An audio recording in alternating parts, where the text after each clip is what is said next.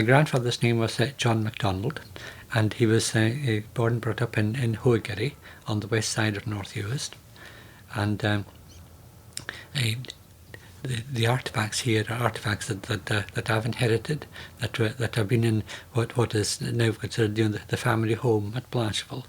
My grandfather, they moved to Blancheville in 1932, and the family have been situated there now ever since. My grandfather, as one of the certificates shows, he enlisted for the Cameron Highlanders at Scorpic, and he was away for he went off to war shortly after that, and he was wounded, and seriously wounded at that. He had numerous operations later, and after he came back in from 1918 to 22. He was very, very badly wounded, and I was about 10 or 11 when he passed away. But I have fond memories of both my grandparents and my grandfather. His left arm was slightly disabled. His fist was permanently clenched, and this restricted what he'd be able to do in terms of craft work by comparison to what he would have done before, and this was also partly the reason that they moved to Blancheville.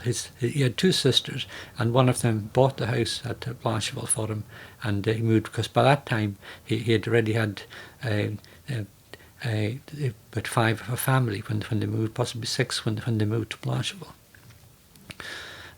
But during the war, it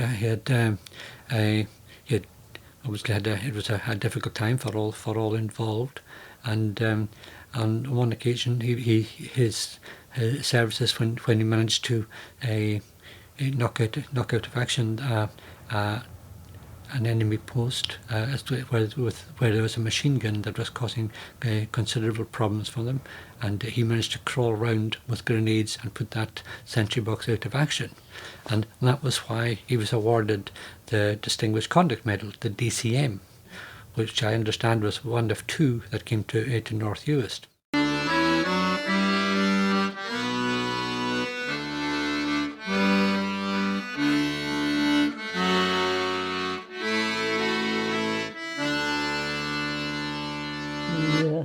I had an uncle who was lost in the First World War, Robert Donald MacLean, and he was only 24 years of age, but it was a very sad news that his parents got when the war was nearly over in November 1918.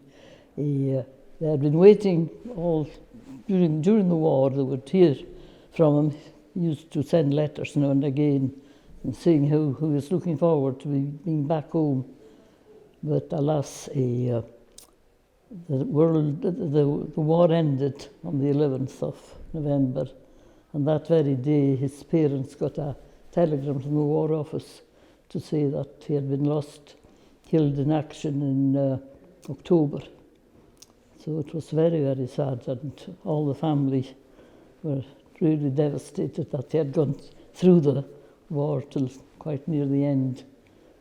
And I didn't know much about this till even probably 1945 war. That's when I got the real news, how letters are left and put by, and somebody found them, and of course my father knew that something had happened like this. So that was a very, very difficult time for everyone.